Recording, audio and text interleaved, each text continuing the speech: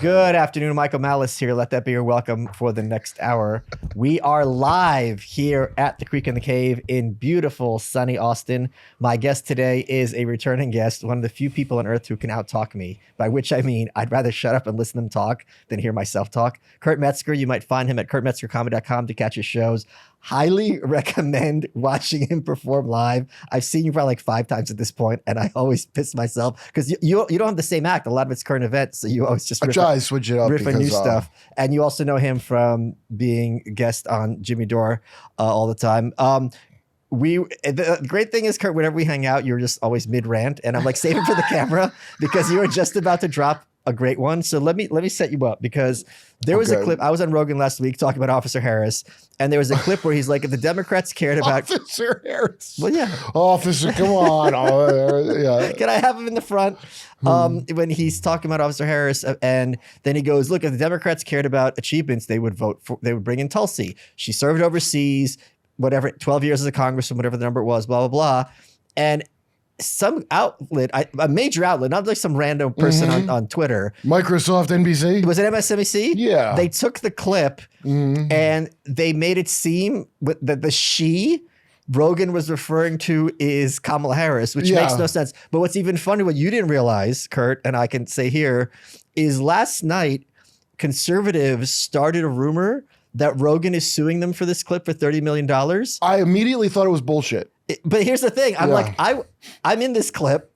This isn't true. And they just kept going with it. So it's like, you're complaining about misinformation and just doubling down on it. Like, it's just bullshit in every direction. But and it's so weird because you don't know, like, who's like behind it and what reason, like why conservatives would be going to be like a fake lawsuit. Where's this 30 million coming from? And I already know. And where's that figure coming damages? From? And is this damages? Like Lincoln? The Lincoln Logs? Oh, they're not called the Lincoln Log Republicans. It's the Pizzagate Republicans. Yeah, sure. One guy on our staff was a you know what, but we're not all that. I mean, the Lincoln Project. Yeah. Jesus Christ. Was that sleeping in a bed with a young man? That project?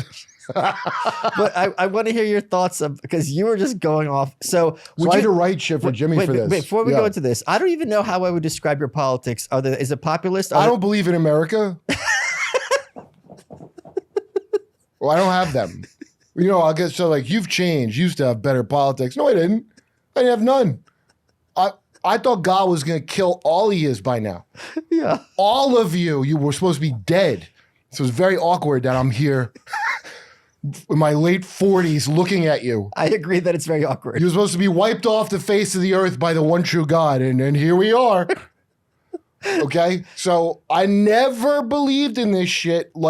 But now I can't believe the level that I don't believe in it. Okay, yeah. Now, but I do think Trump is like the closest thing you got to a fucking chaos bomb. Wrecking ball. And I would have never gone along with something like that. I'd be like, that's stupid. But at this point, dude, it's going to be real bad if Democrat, because Kamala is a puppet. Hold on. Let me see. Can I sum that up maybe in one sentence? Yeah. If we're going to buy this house, we're going to have to tear it down and build a new one because it's not salvageable. Is that it in one sentence? Well, what you got to tear down is, a lot of stuff's real salvageable. It's just that it's all monopolized now. Right. I think, honestly, a lot of this shit has to do with getting that one 34-year-old chick from the FTC out of it because they all want to monopolize even further. Who's that piece of shit? From Harvard, whatever her name is. Lena something. Yeah. And I don't know what she did. I mean, if she upsets them that much, then I'm like, oh, maybe she's good, you know? But I don't put any faith in it.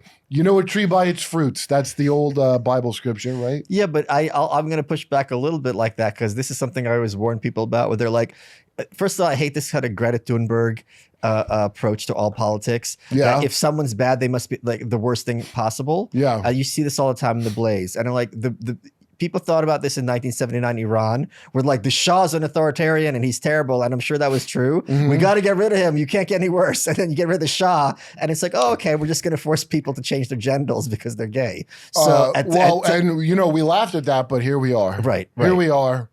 They were way ahead of us out in Iran.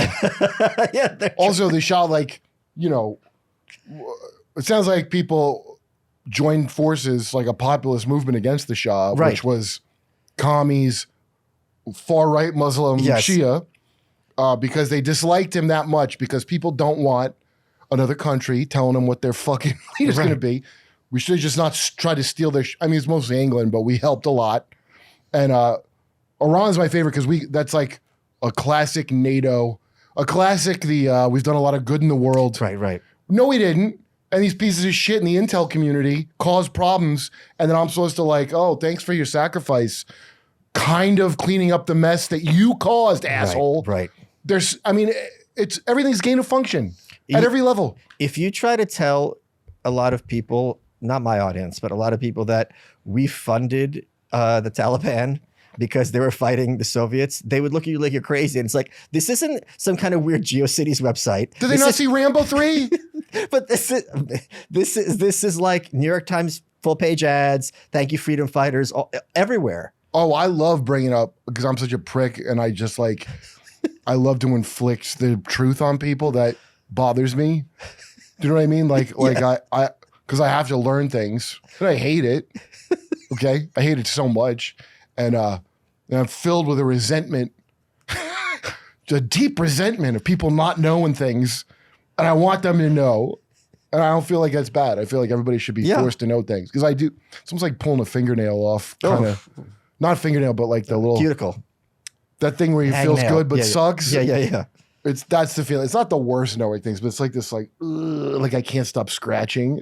But it hurts, but I have to keep scratching. Yeah, but how do you maybe you're much more of a megaphone than I am. How do you distinguish between someone you're talking to just doesn't have the facts and someone is just, there's nothing you could tell them, they're just going to change their mind because no one's home? Do you know what I mean? In person? Or just in general? Online, I don't know. I don't even know if you're a person online. Right, exactly. But in person, dude, a good friend of mine for many years who works in the industry, who's in LA, because I told him I was moving to Austin. He's like, oh, like I'm joining some bad. Meanwhile, LA's a fucking disaster. Right. Okay.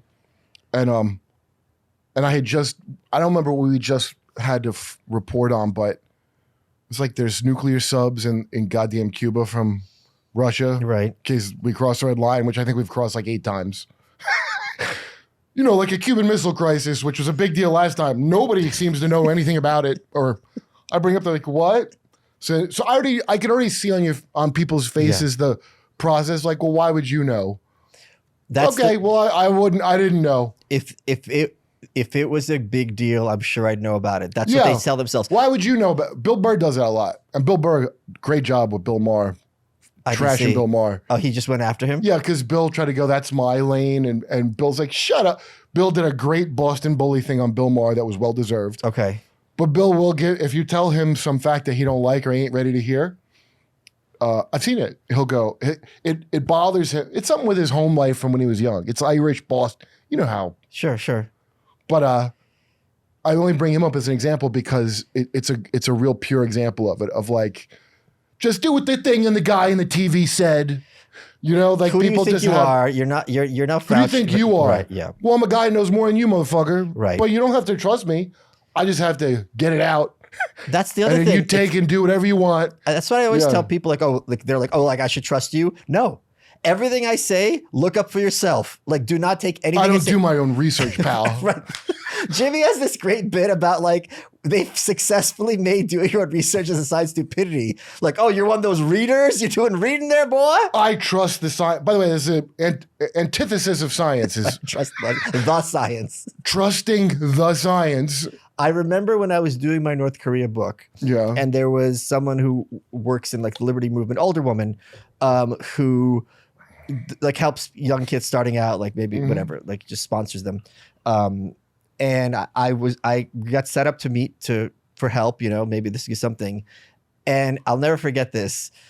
She goes, at the end of the meeting, we had a great meeting, you know, and she goes, I've never heard of Kim Jong-il and this was 2012 or so. What? And I consider myself pretty well read. Where were you? This is in New York. This is a sponsor, like someone a potential sponsor for when I was launching this I've project. never heard of Kim Jong-il. I've never heard I of consider Kim, myself and pretty well read, so I can't help you push the book back. And what's even funnier is there was somebody else who was trying to get me to speak at their event, and I'm like, I'm never talking this. And I thought it was the same lady, and it wasn't. I fucking went back to my emails. I was angry at the wrong person. Well, wow, that is spectacular. But the level of people read the New York Times, and you're going to be informed to a point, but you're not certainly about Kim Jong-il. He's appeared in that paper. That's fair too. That's true. What am I talking about? Did you even read the paper, bitch? I'm trying to like steelman her position, and it makes no sense. You're right. Even if you're just like, I only read the New Yorker, you know who Kim Jong-il is. That doesn't even sound like a real name. He's a guy named Kim. Okay. Oh, is he sick? Why is his last name Ill? I say name and shame that bitch, but you don't have to. I don't remember her name. It's like Frida good something. for you, man. Frida, I think it was Frida or something. That's the best part of the story is that you don't even remember her dumb shit name. Well, I mean, I'm not mad at her. She didn't want to give me money. I don't blame her. If you don't want to give somebody money, it's your right. No, it's not a matter of being mad, but I'm like, wow, you are because I promise you she was like, she paid to be on the Zoom, the white. What do you mean? There was white dumbasses for Harris. No, she was like a libertarian. Yeah, Oh. I don't. It was never heard of North Korea. You know, that very unlibertarian country. You know, one of our. Oh my good God! I know. It was just amazing to me, but like that would be the reason. Not like because here's another thing. Like me and my dad do not have a good relationship, to put it mildly. And why? Many, many reasons. I'll get into in a second. But he is Russian. He's got a Russian mindset. You know, he doesn't know pop culture. More power to him, right? So when I was doing my ghostwriting stuff, co-authoring. What's he do, your dad? He does some kind of weird internet stuff overseas. Although the internet thinks he works at Goldman Sachs. Because I said on Joe Rogan that I worked at Goldman Sachs. And then on my Wikipedia, it says his father worked at Goldman Sachs. Oh, Wikipedia's great. The link was to the transcript of me on Rogan saying that I worked for Goldman Sachs. And it's now become a thing that my dad is funding causing the war in Ukraine. It's amazing. That is like AI version of what Dick Cheney used to do, planting a story and they go, they're saying over here that Iraq it's does really have like one." that. I don't know. He plants a story and then comments on it. Yeah. And now the Wikipedia is making the story. And people have thrown it in my face, like, look, I know what it says on my Wikipedia. From Wikipedia. But it's Even not. a stupid person knows not to trust them. But you could trust the Wikipedia, but I'm a better authority on what my dad did than Wikipedia. You're trying to cover up for your dad being a Putin puppet. My dad is Putin. Like, let's just be honest. Putin never. My dad is Vladimir Putin. Yeah, I never said he worked for Goldman Sachs. Yeah. I didn't say he wasn't Putin. So. But Goldman Sachs is a big Democrat donor. Why would that be a bad thing on you? No, because like he's causing the war. Like he's funding the war machine is the argument. Like I'm for the war and I'm also a trust fund kid. Criticism is coming to you from who? I like the internet. Oh, the vague. Yeah, it's just like, oh, how strange. It's like, oh, he says he's against war, but his dad works at Goldman Sachs, senior VP. Like, I don't even know where they got the title to. Yeah, well, why would you have a different view than your dad? That wouldn't make sense. Obviously, no one has ever gone against their parents' wishes. I didn't even think about that.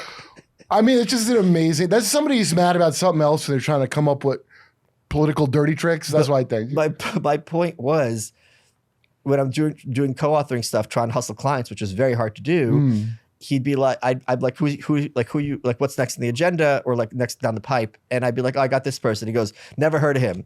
And it's like, and I'm like, here's the thing. That's very Irish of your dad. Well, if you've never heard of somebody, that's fine. Yeah. But that's not a commentary on the level of success this person has.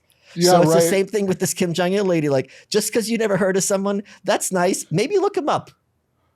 I mean, I bet dealing with Kim Jong-il would have been better than dealing with that lady that never heard of him. I bet Kim Jong-il would not defy reality to that level while you speak to him. I don't even know how we got into this tangent.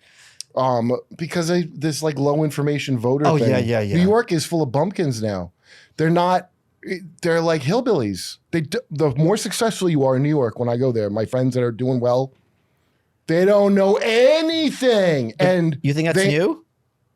It's what I think it is a heightened version of what's new is the level they're taking it. Because to live in New York, Okay, that's okay. Yeah, you got to not see things yeah. on purpose.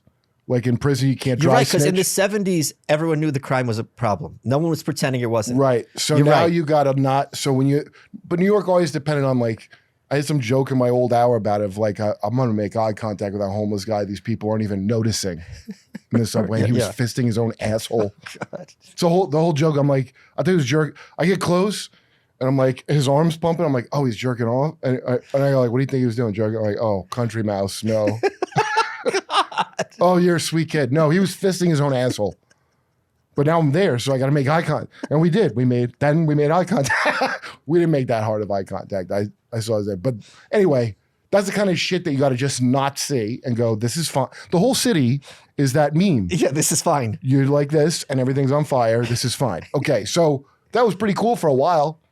But depending on what's going on, the this is fine thing, it becomes absurd. Right. And that's where it is Okay. now. Because they're literally, I look at, like I did time. Whatever, like, dude, I was in here for like 20 years and it feels like I did time. And I have friends that are like institutionalized and they're never leaving the prison. And you just live on top of each other and it's crazy and you act like it's normal. Yeah. And people not from there don't get it. Hey folks, Michael Malice here. You might know me as a Twitter troll, terrible author, insufferable podcaster, but I'm also an underwear model, and the underwear that I model and wear every day is Sheath underwear. If you go to sheathunderwear.com, use promo code Malice, you get 20% off and you can be inside my pants. Why I love Sheath is they have special dual pouch technology for both parts of your male anatomy. It sounds weird. The first time I tried them on, I'm like, what is this? And now I literally wear them every day. The great thing about Sheath, it was developed by an Iraq war veteran. And overseas, it gets really, really hot. And Bobby decided, all right, what can I do to make sure I'm not suffering here in this heat? And thanks to his research, you can be comfortable in the comfort of your own home. It's great for cold weather. It's great for hot weather. It keeps you secure and comfortable. And there's something really exciting about going on a job interview, going on a date, doing a podcast, knowing that your underwear has you in its grip, nice and secure and comfortable. Go to sheathunderwear.com, use promo code Malice. You get 20% off, and you can get one step closer to looking as much like a hunk as myself. Let's get back to the show. Do you ever watch when The Onion had a fake reality TV show called Sex House? Yeah, kind of. Welcome to Sex House. So basically, if you haven't watched this, I'm going to spoil it, but trust me, it's not going to ruin it. Go watch it. It's still on the internet. Basically, it's a parody of Big Brother. So they have like 10 people locked in a house, and the producers are increasingly trying to get them to have sex. But like one of the rooms gets moldy, they don't have food. Like it's just degenerating really bad. And like then they're forgotten. That's New York. Wait, hold on. Then they're forgotten about, and they're just like inbreed. It's just a complete. They're yellow. They haven't seen sunlight in 6 months, and they're like, "Are we still filming?" They break. Here's the part. Here's the best part. This is why it's like New York. They pull down finally the boarded up windows. Mm-hmm. The sunlight streams in on their faces. They're looking outside for the first time in however many months, and then they go, "Let's put it back up." And they gotta spit. They put the boards back up. That's being a New Yorker today. That is the best summation of New York that I've ever heard in my life. Let's put the boards back up. Was that bit based on New York? No, this was like 10, 15 years ago. Oh my God. Dude, Big J had to go get vitamin D shots. I remember one year because he was a common affliction in New York City and a lot of urban environments is a severe vitamin D deficiency. You for sunlight. Yeah. Big J just never left his house? It's New York. Like, so what if you left your house? You're probably not going to be out there long. And he, how would you know you're vitamin D deficient? He got checked out. He was like worried about something. By the way, this is not related to COVID in any way. He went and got shots like an idiot. And I remember at the time, I got 2 shots, okay, from Pfizer. I wish that I did not. Wow. But I've always had good luck with like chemicals in my body. So I was like, yeah, I gotta fly. I didn't think about it too hard. I wish I didn't at all. Oh, wow. But the girl I was dating at the time, who happened to be like native and Mexican, like she literally can't have any vaccinations. She's one of the people that's allergic, which does exist and they acknowledge it. Yeah. Of course, it's a small percentage and it's safe, but she just can't have it. So when she can't work, Right. And so I'm talking about it in New York. I'm talking to Jay and who was that? Ryan Long, maybe. But I remember this time Jay's like, just get it. And my girl's brother, who's cool as shit, I like him a lot, and they were all like, just get it because I want to get back to my life. No, I don't want to do. A lot of people, you don't need to tell them not to do research. They already weren't going to do any research. So when they start saying don't do research, that's for me and you. Yeah. People that like to read, but then they locked everybody down. You don't got nothing else to do but look into shit. Right. And you don't even have to read it. You could watch it. But I remember just his like, just get it. I'm like, dude, do you understand? Like, I'm not against it. I got it. No, he didn't understand. He probably goes and gets it. Probably going to go get some Ozempic. You know, like New York's filled with people that trust the big pharma implicitly. I don't think it's okay. I'm going to push back a little bit. I don't think this is them trusting big pharma. I think this is them trusting the television. So if Pfizer just had ads and it's like Big J, you should get this, he'd be like, yeah, whatever. But if it's a cacophony of voices, no, he trusts pharmaceutical solutions to every problem. A lot of people do. I'm not trying to think out Big J. A lot of people in New York. I've met 3 people. I'm telling you, 3 fucking people who told me they were the first kid ever prescribed Prozac in America. Any of them could be telling the truth. No, but do you know what's even funny? Yes, they all look like Woody Allen, even the girl. Do you know what's even funnier? You know that when they sat them down, they're like, I know I should get this. You'll be the first kid. All right. I want to be first. I'm me. Dude, you're special. It's New York. People that grew up there. Did you grow up there or no? Yeah. So did you know these people that grew up there that like they start going to therapy at age 5 because their parents suck and they don't have a religion or something, so they just put them in therapy instead of paying attention to them? I didn't. Okay, I'm an immigrant, so I didn't have like these bougie friends like that because that's like a rich kid thing. Did you write in TV? Did I what? You never wrote in TV or knew in writing? You never met these people? No. Dude, I have met so many people where I thought I was middle class before I got there. Oh, and then my college was full of these people. That's why I hated it. Yeah, and they all have been to therapy since they were 4. And the thing is, I didn't go to therapy probably till I was 38. Okay. When, Did it help you a lot?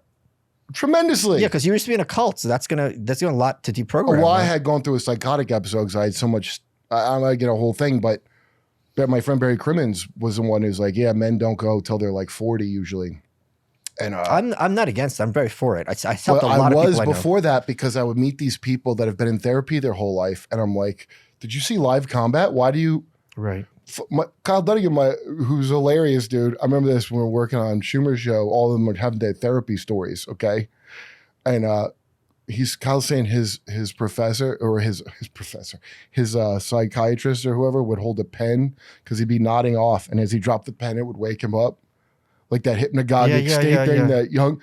And I go, dude, if your therapist falls asleep at your therapy, I think you're done. Yeah, right. It's like them guys that lift too much, and like you're done. Right, dude. right, yeah. Like he can't stay awake listening to your problems. That means you don't have real problems. I didn't understand but he does. All the people do. They're all not confronting them at the therapy. They're all I don't know that Kyle's lying to his therapist. Sure. Girls though, that I've known in New York, and they'll tell you they lie to the therapist. I go, why are you wasting your money lying to a therapist? Because they started so early, it's almost like going to confession or something if you were Catholic. And they're like they're not getting, because I went later when I was like middle and I needed it. And the guy, I have to say, was great. This guy from Presbyterian Hospital. Because I checked things, I was going to kill myself, dude. And anyway, I got put on this program there.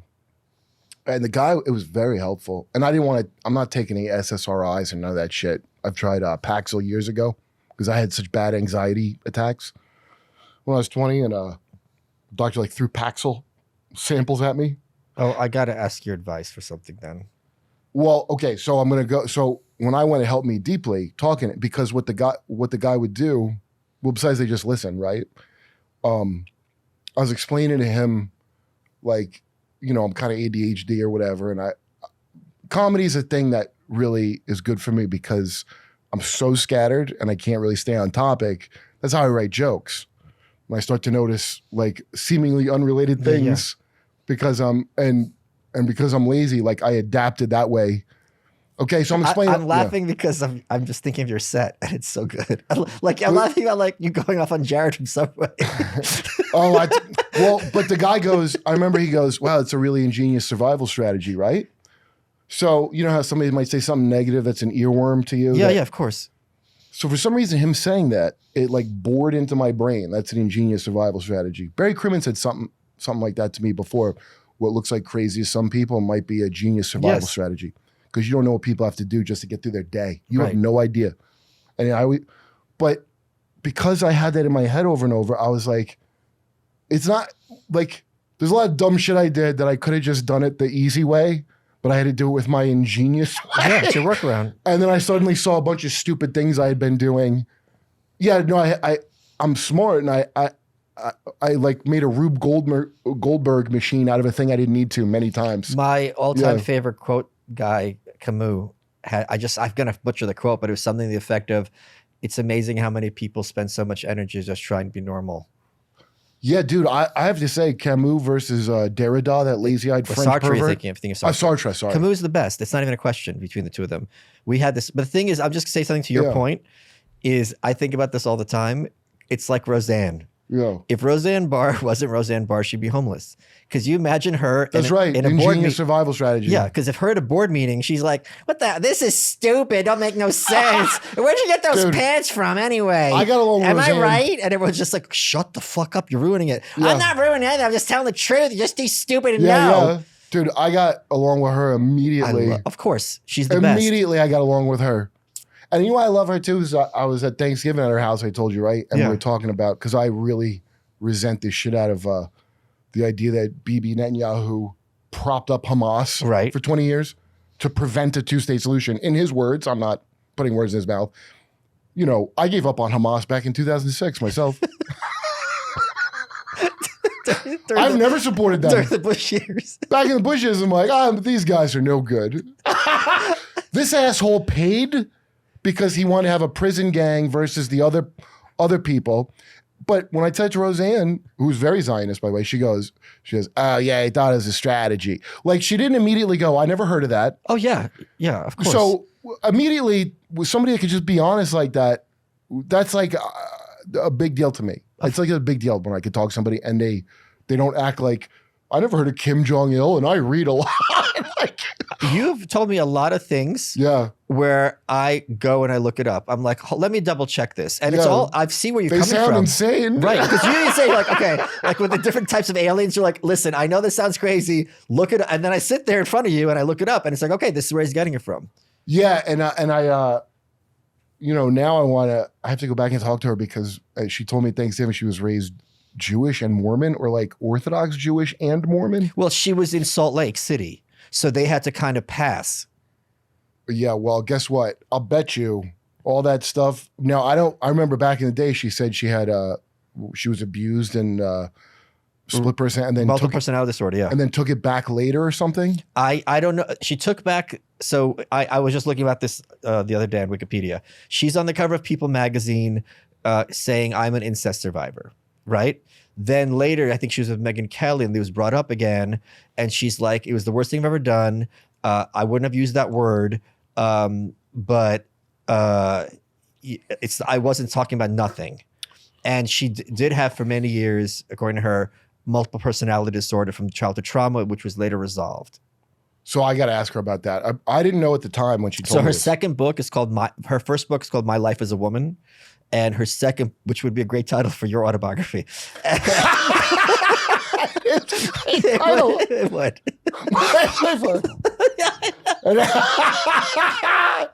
Yeah, that is a great title. And the second book was called My Lives, and it's about part of it's about her multiple personality. So now, I thought that was a debunked thing. What's that? I thought that was a debunked thing back when. That's what I thought too. That's what I heard, that multiple personality is not a thing. Suppressed memory? Yeah. Suppressed memory is very different from multiple personality. Right. But multiple personality, it's like when they talk about, they have different, one of the personalities has better eyesight than the other, or their handwriting changed. Oh, dude, they can do. So it's like one can see through walls. I don't know. So I'm going to ask her about it. By the way, just one more thing. Yeah. In terms of like how surreal life is. I get a call from her, but I was at the gym, so I didn't take it. I said I'm at the gym. And I'm like, my life is at a point where I'm not taking Roseanne Barr's call because I'm at the gym. And I'm like, I don't know what planet I'm on anymore. I know, it was very strange. Right? It's like, I had the okay. best time at Thanksgiving. It was like being in the credits in the beginning of the show. When We were laughing. I And had- she's cracking up. It was fun. I had dude. Passover at her house. Yeah. And she was at the head of the table. And when I got her to crack up, I'm like, I'm in the TV. Yeah, it was great. It's was a good literally time. a theme song. Yeah. And they had all these desserts laid out, right? And her granddaughter, Jake's kid. Jake's her son, her producer. Yeah. Yeah. And so you have all these desserts at a 4-year-old child's eye level. They Yeah. look great. And we're sitting at the table, and I look, and the girl's like just taking her finger, going like Olivia, this. yeah. And she'd freeze. I go, should she be doing that? I'm like, you just put it right there. I can't even blame the kid. That was one of the funniest things I ever saw. Folks, I want to talk to you about Lumen, which is the world's first handheld metabolic coach. It's a device that measures your metabolism through your breath. And on the app, it lets you know if you're burning fat or carbs, and it gives you tailored guidance to improve your nutrition, workouts, sleep, and even stress management. All you got to do, breathe into your Lumen first thing in the morning, and you'll know what's going on with your metabolism, whether you're burning mostly fats or carbs. Then it gives you a personalized nutrition plan for that day based on your measurements. You can also breathe into it before and after workouts and meals, so you know exactly what's going on in your body in real time. And Lumen will give you tips to keep you on top of your health game. Your metabolism is your body's engine. It's how your body turns the food you eat into fuel that keeps you going. Do you want to be an underwear model like me or just look like one? Well, Lumen will help you achieve those goals. So if you want to take the next step in improving your health, if you want to have recommendations that improve your metabolic health and give you information about what it is that your body is doing that'll help you improve your energy and give you better sleep and so much more, go to lumen.me/malice to get 15% off your Lumen. That's lumen.me/malice for 15% off your purchase. Thank you, Lumen, for sponsoring this episode. Let's get back to the show. I brought my friends, the Side Surfs, who make Side Surf Cake Studio. They make these ultra realistic cakes. They did the Lex cake when I was on Rogan, Time Before Last. So I need a ride, and I'm like, you guys from Cleveland, you love Roseanne. We went over, and they're talking about what they do. And she's like, oh, wow, that's so cool. I love cake. I'm like, really? You like cake, Roseanne? She's like, yeah. Oh, shut up.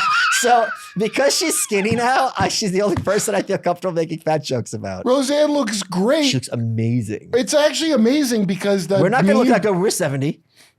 We'll say that again. We're not going to look that good when we're 70. I don't look that good now. But my point is, she looks better now than she did when she was our age. I know. By far. That meme is amazing to show Madonna and her.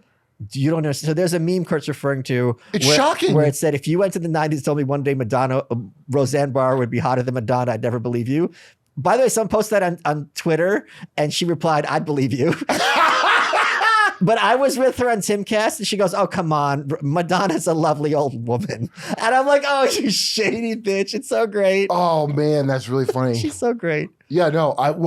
Like I said, I didn't understand what she was telling me when she said that at the time. Okay. Because I hadn't gone down this rabbit hole. About the strategy thing. About the Mormons. And the Jews. Yeah. So, yeah, and no, it isn't nothing. And I'll bet there's a lot more to it. I'm going to ask you about because... Oh, it's not nothing. Yeah, what I didn't realize is how mundane this kind of trauma-based mind control shit is. Yeah. You, everybody thinks Pulp Fiction about it, and it's not like that.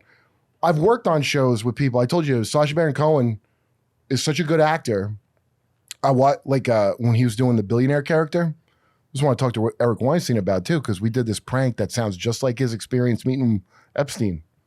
The way we set it up and everything, it sounds just like when he met Epstein. But I'm walking through the halls. It's at the one Oprah owns in LA, that studio where Charlie Chaplin used to do his shit, right? I walk through and Sacha's got the man bun, and he's a billionaire, right? I go, hey man. And he looked at, dude, the way he looked at me was so crazy. Like, I don't know how to describe it. It was like chilling. And I was like, oh, and I just walked and I go to Dan, funny as writer, Dan Swimer. I loved all those guys, man. Ann Hines and Dan Swimer and the rest of it. But Dan, I go, dude, I just said hi to Sacha. And he goes, oh, he didn't say hi. And he just kind of looked through you. And I go, yeah. He goes, yeah, it's creepy, isn't it? Because he was in character. He's gone. Yeah. Okay. Yeah. Okay. And I found this fascinating. He's like a scared dude. Like when he's in character, he's fearless. It's insane. When he's a character, he commits he could do spy work, no problem. He also has some weird quirk that he can read really tiny writing. Oh. Like a mutation or something. and he does the bits you wrote word for word. He don't improv them. Like he'll improv, for the conversation, but it's almost like having a beautiful like rifle that you make bullets for. Do you know what I mean? Like it's like a beautiful instrument of delivery of jokes. Yeah. We're like, oh, he said all the words I wrote and he said it better than how I conceived it. Right. So that's like high training of being an actor, and he dissociates. That's what dissociation is. Okay. But he's turning on and off at will. Here's the whole difference between mind control and this. Yeah. So let's say you could be these characters and you are them when you're them. And you can start doing all kinds of stuff you wouldn't believe. Now imagine all I have to do is make it so some of them characters don't talk to you no more. Now they just talk to me. Yeah. You don't even know they're in there. Right. That's how it works. And they've studied this for many, many. In fact, it goes back to the Inquisitions, those meticulous notes that they took, the Jesuits or whoever. Because they're like, this is important work we're doing. Torturing these people that we think might be a Jew or a witch. Right, yeah. And they're like, at 6 a.m., they stopped feeling pain and somebody else was in there. A demon? And then they studied it to the point where, maybe it's psychological. So that kind of knowledge is very valuable. Oh, yeah. You look for bloodlines that can do that. Now, here's how mundane it is. If you were Goldman Sachs and left, right? Yes. If you want to really make it, they look for people who dissociate. And I've heard people say this phrase working in TV. Oh my God, I left my body while they were saying that. Somebody did something so awkward, they left their body. And I was like, really? You left your body over that? Like, just all jokes, right? Mm. But no, they did. And people that have the ability to do that, that's the upper crust of society. People that can go, this isn't the New York, I don't see shit. But which is more of a prison thing where you did see it, but you pretend you didn't. You want people who genetically will go, no, that's a good man. He didn't do that thing that just happened. And they find people who have that ability. And if you go on J.R. Sweet, MormonMonarch.com, fascinating. It's almost like Dune. He's a little kid, this guy from a prominent Idaho Mormon family, and they're looking for someone for the program, okay? This is for Monarch. And they had a famous TV ventriloquist or something come for the birthday, and he did the show, and then they would go in a room with him, and they'd play a game called What's in the Box, okay, like the box from Dune, right? So there's a box there, and they always have like 12. You always got to give birth to 12 apostles, like you're fucking Irish with these people. So there's brother and sisters go in, and they open the box, and there's a severed human hand in the box, and they would all scream. But he didn't scream and his brother didn't scream because they disassociated. That was the first test they took to see if they were right for the program. Okay. Now at the time, this is in the 90s or late 80s. All right. The purpose of Monarch was these New World Order motherfuckers. And the New World Order, when I go back and look at the stuff I didn't pay attention to then, there was a lot of like industrial kind of Nine Inch Nails type bands doing songs. New World Order.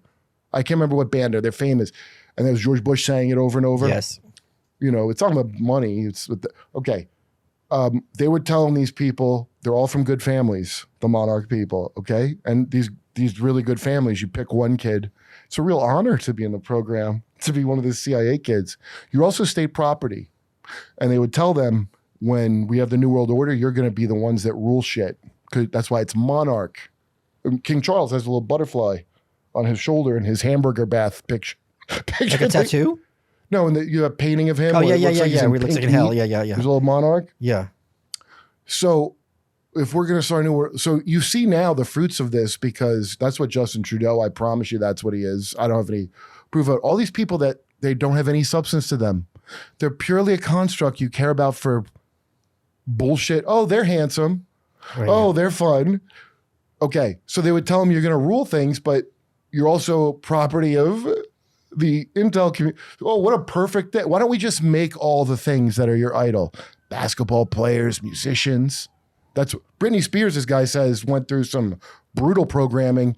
And I'll bet she did, because when you look at her, you could tell something weird's going on. I was really pissed that they blew the opportunity to have her play Harley Quinn in the Joker sequel, because she's already playing Harley Quinn 24/7. It would be perfect casting.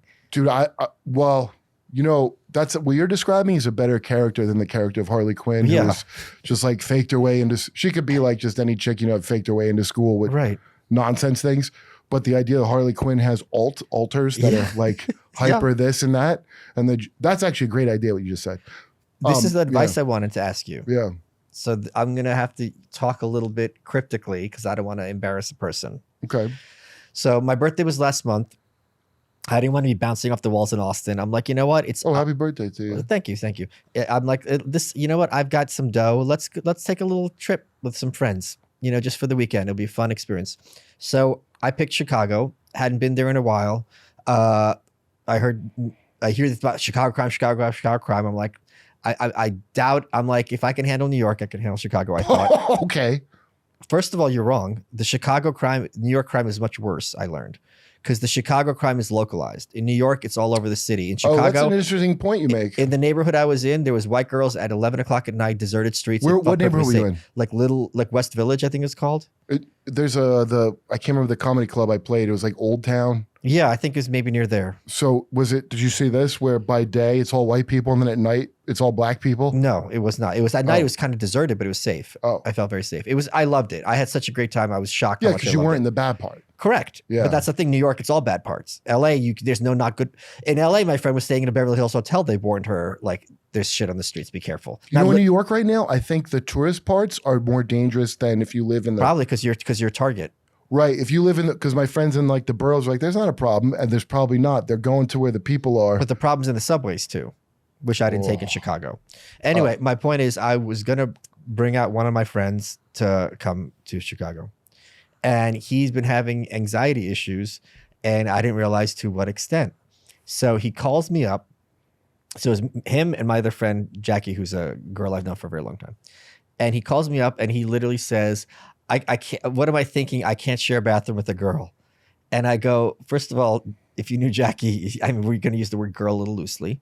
And I go like, what is your concern? Because I've had stomach issues all my life, so I'm sensitive to this. And if someone says something's a problem, I don't want to just roll my eyes. I want to accommodate them as far as possible. And it's like, oh, you know what I mean? Like, it's just, and I'm like, I don't know what you mean. You get a shotgun diarrhea on the toilet? You don't have the scrubber? No, I'm like, if you're having stomach issues, we can he's like, she's gonna know what I'm like doing in there, and I go, okay, shitting. Hold on, but Kurt, I don't want to invalidate someone's freak out. Yeah, right? I want to work within their context to see if I can fix it instead of just saying you're crazy, right? Okay. So I'm like, look, we're gonna know because if you had a second bathroom, we're still gonna know because we're gonna be waiting for you as we leave. So even if she's not literally at the door, you're in the other bathroom. We're gonna know.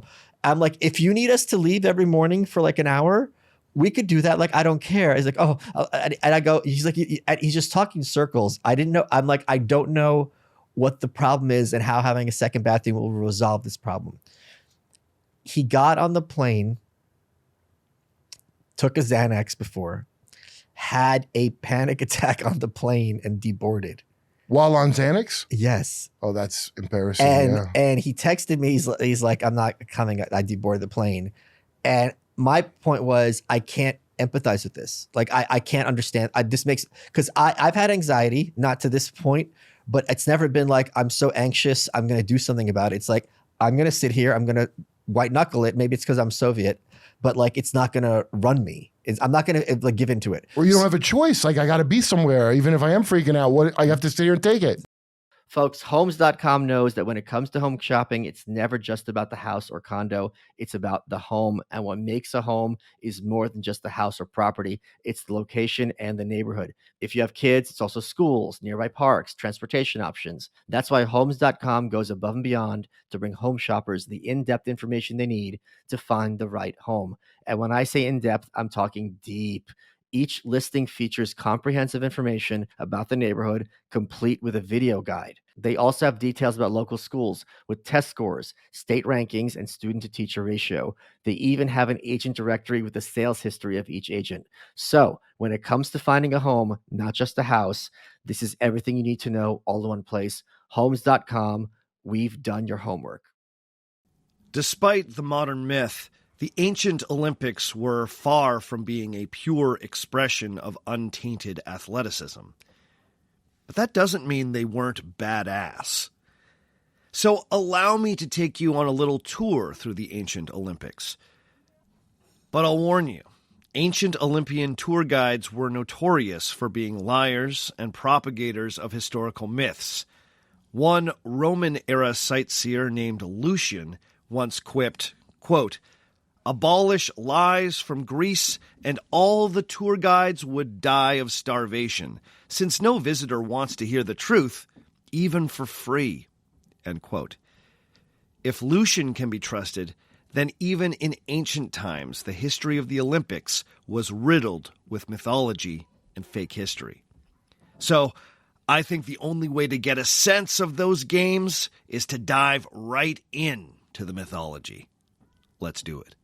Check out the podcast Our Fake History and the Olympic Myths episodes, available now wherever you get your podcasts. Let's get back to the show. So what worked for you with your anxiety then? That's what I'm asking you. Maybe this will help Getting my old friend. and realizing I'm going to die anyway. And also physical exercise. Was that it? Dude, well, getting old is a big one, but the exercise part, if I had known, I mean, I did know, everyone told me, but I didn't listen. Like when I was younger, the amount of anxiety that I had from not like a dog cooped up in an apartment. Yeah. And I see people, and I know very well the feeling of resentment of like, no, I'm not going to go exercise. It's inexplicable to me why I had that feeling. It probably had nothing to do with that. Right. But, you know, like ketamine, when that became popular to do for depression, and I tried that, and it helps for like 2 months. I mean, one little teensy bit of ketamine, way better than SSRIs. That's why they're prescribing it now. They're coming up with an inhaler system. Like, you mean a straw? They're coming but dude, just exercising cut down. I don't know what it is, but it cuts. I mean, I guess the exercise part that's stimulating natural endorphins and what have you. Or just wear Getting you out. sunlight. Okay. Dude, how I even got to start exercising was after the pandemic. I'm in LA, and I remember having this feeling. I need the sun. I had it like this urge that I wasn't even so much to exercise. Then I started feeling like a battery or something. I got to start hiking again, and then I just started doing that. A bunch of anxiety went away. Wow. I mean, it's not natural not to be exercising, and all these like, you know, you're gonna start seeing like probably right now there's all these like poor people. You go to like third world countries and they're in their 70s and 80s or whatever, and they're more spry than you because they did repetitive exercise their whole life. That's why Rogan doesn't get. You know, when I really admire his way of interviewing, which I'm not capable of at all. We're talking about that idiot Adam Ruins Everything, Adam Conover, yeah. I don't listen to really podcasts at all because I haven't driven for so long, you know, but I saw clips of him talking to Adam Conover about transing children. And Joe, Socratic method, just asking a question. He's like, well, why can't you just, okay, your son's a girl, like just let him dress like a girl and be a girl. Why do you have to give them chemicals? That's the other thing. You could take off the dress. Do you know what I mean? Like put him in a dress. Who cares? Okay. And I watched this asshole with his dumb from the white dudes from Harris Zoom, by the way, also. He was on it? Oh, the thing he said, I want to show Tyler Fisher because anyway, he goes, well, I don't think we should talk about this because we're not trans. He tapped out because they're not trans. And I was amazed because But are those parents trans? They're not trans either. He just doesn't want to be here anymore because he had nothing. No, I know, but the point is, by his logic, again, just like me working with we can't talk about it. I said I'm not trans. But the parents aren't trans either. I don't feel comfortable with this. Right. I have anxiety. I gotta get off the plane. I watch this pretentious idiot. Yeah. And because Rogan, you know, exercises and they look down on that, they go, look at this motherfucker that looks like a thumb to me. He's probably an idiot. Right. And I got this great hair for a fat guy. I'm being Adam Conover. I might be fat, but I got great hair. And I'm going to take him apart. Fucking jock. That hatred of the jocks, which, I mean, might be warranted depending where you live for a certain thing, but it's so irrational and so just like basic bigotry. It's almost entirely internal, especially in this day and age with the internet. And here's how I learned it. Coming from New York, going to nerd schools, junior high and high school, Stuyvesant was like a magnet school. You have to take a test to get in. We didn't have jocks really. There was like the football team, but they were still like, you know, just fit like high school nerds. When I was doing a book with a UFC champ and hanging out with all the UFC guys, and I wasn't worried that they were gonna jump me or beat me up. Like I had zero fear of that. I knew that's not gonna happen, but I thought there was gonna be noogies, right? Like that was what my concern was. Yeah, you saw it in a movie. Right. There was zero anti-nerd hostility toward me. They did not talk down to me at all. Like we were looking at each other because we were different animals. Chillest dudes. Yeah. Everyone's busting each other's chops. Totally cool, totally normal. So this whole thing is in these type of Matty Iglesias, no opinion type. They're the worst. He's the most of that. Right. Right. Yeah, right. They don't know how to talk to anyone. Yeah. And what they perceive as a jock is often just a regular guy who isn't like Milhouse blind, neurotic. Yeah. Who is will 99% of the time just be really laid back and as a guy be like, hey, let's just talk about whatever and be really easy to talk to.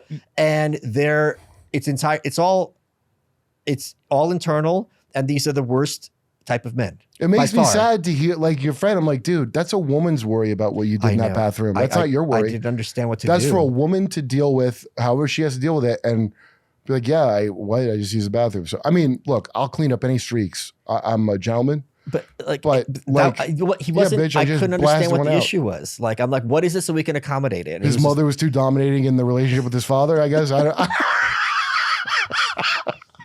That's all I can come up with because that's like mommy had too much time. But sometimes it's to do. I mean, you know, it really is. There's a thing of like, you know what it is. They don't. It just clicked. I don't think that they hate jocks. I think they hate people who are comfortable in their own skin. Yes. That's what it is. And I saw that's what it is. Because jocks are just like themselves. Maybe they're not as smart as you, but it's just like they're not bad. Why does everyone have to be as smart as you? Who cares? Dude, the only thing I resent on anybody is where I'm like, this is about you and not me, and you're putting it on me. Yeah, yeah. And anybody that doesn't do that, you could be dumb, you could be wrong. I don't care. Who cares? As long as I'm like, I know you're not trying to like do some manipulation because you're mad at something with yourself and you're putting it on me. I'm fine. Dude, I don't have a problem with authority if they're not doing that. I thought I had like an authority problem, but it's not. I have a problem with authority. Like, I'm just going to do this because I can. Right? Yeah, yeah. Like the wisdom of certain rules I can see quite easily, and I can see when you're messing with me and it's not. Right. And most people can, and they will purposely turn that knob down to go along and get along. Yes. And now is not the time to do it. And my whole thing is you don't have to be violent. You don't have to go to any stupid gatherings. Just always tell the truth to the best of your ability. Yeah. And you could be wrong, but just always don't try to lie for the team. Don't try to cover for shit. You know what I mean? Like just go, this is what I know and what I don't know. And if you're wrong, so what? And the thing is, that's crazy if you do that. Patrice, who would rub everybody the wrong way, or people that weren't funny the wrong way, or phonies the wrong way, he was not always correct. Yeah. But he was honest. Yeah. And be like, well, you can't be like that. You're going to not have a career in Hollywood. Right. And he sat me down for 3 hours at the Sheen roast because he wouldn't talk to any of the writers but me. Oh, wow. Okay. Those are all killer writers, dude. Nothing against, but he didn't know them. He goes, I don't want any smarmy white writers looking at my stuff. Just send Kurt to my hotel. And we were working 12-hour days, dude, that week. And they've all felt bad for me. But I had to say it was the best because he heard on the phone I wanted him not to alienate people. He called me up. I'm like, dude, don't do the thing. I don't remember what I said to him, which I normally wouldn't even say, but I was like, I want to not have this affect me because there was already stuff that was weird. And he was furious. I mean, I've never heard. He goes, I bet I never hear. He goes, he thought I sounded like a different person. Right, yeah. I didn't even know him that well for him to think I sounded different, but he was right. I had bitch in my voice for a corporation to employ me to do this and that. So that's why he said, I'm not talking to you, saying, Kurt, just for my benefit, that I understand this for years. I'd called Branstein, his manager, who's there. I'm like, am I wrong that he did that just for me to show me to never be afraid of them?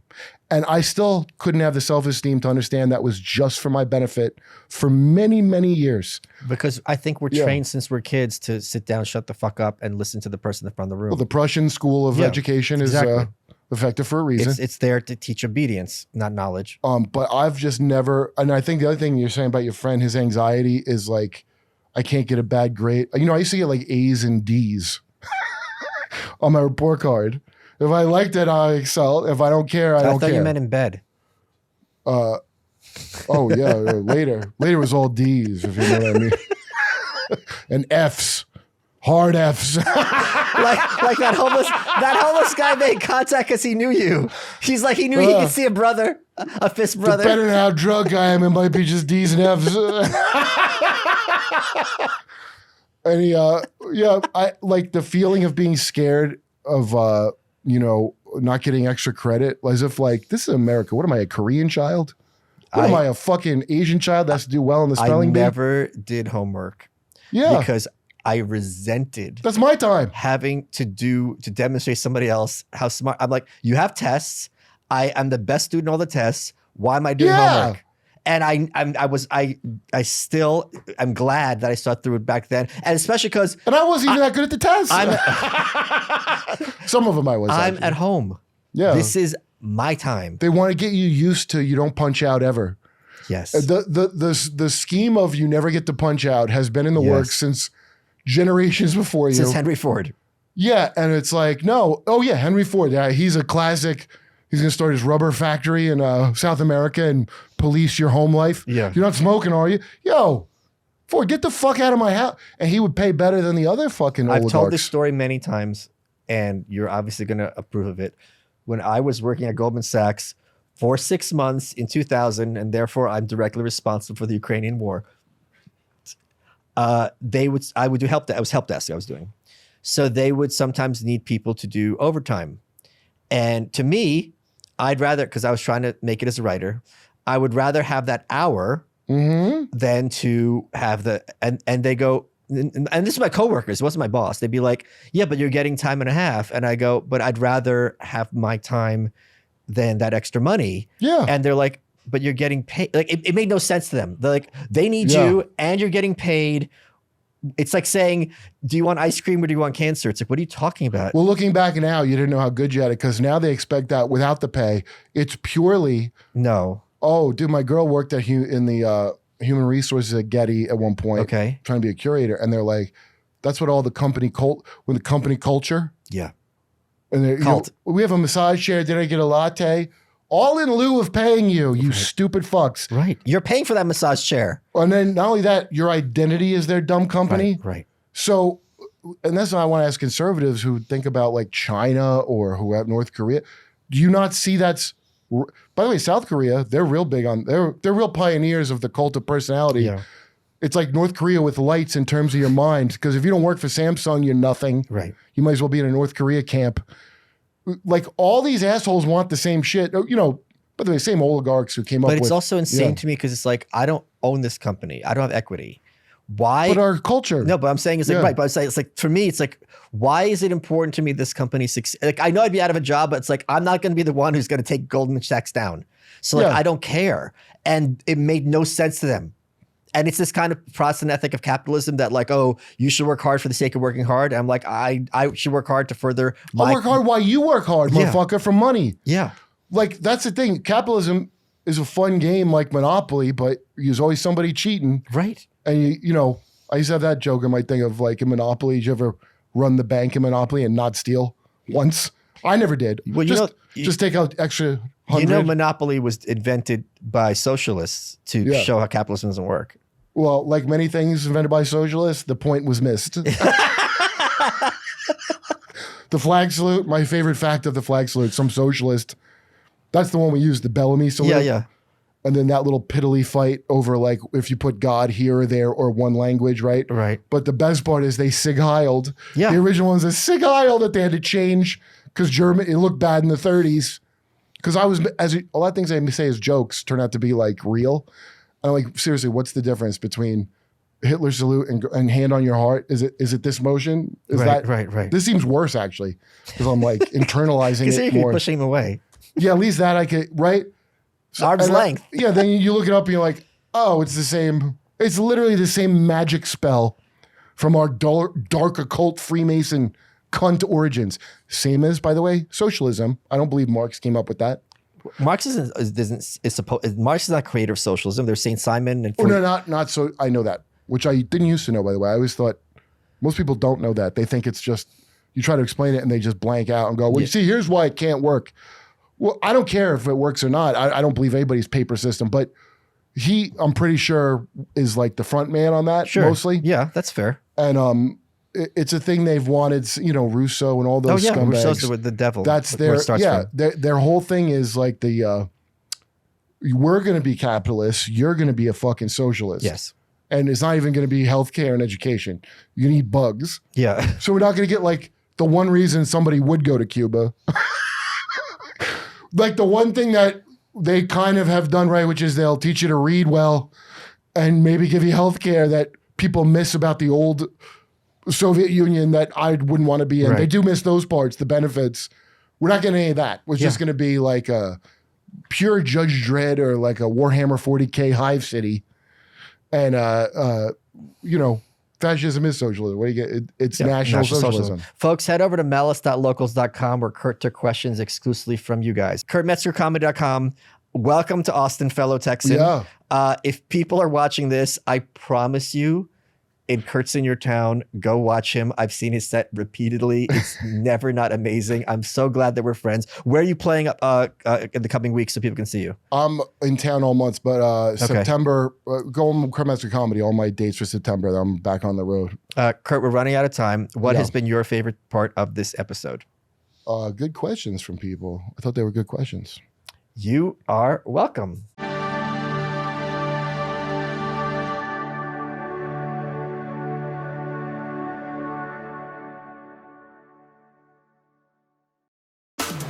Summer might be wrapping up, but Pluto TV's Summer of Cinema is still going strong with hundreds of free movies.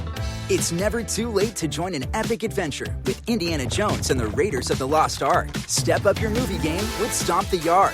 Get in the ring with Nacho Libre. Or set a course for the stars with Star Trek. Every Star Trek. Download the Pluto TV app now while the sun still shines on Pluto TV's Summer of Cinema. Stream now, pay never.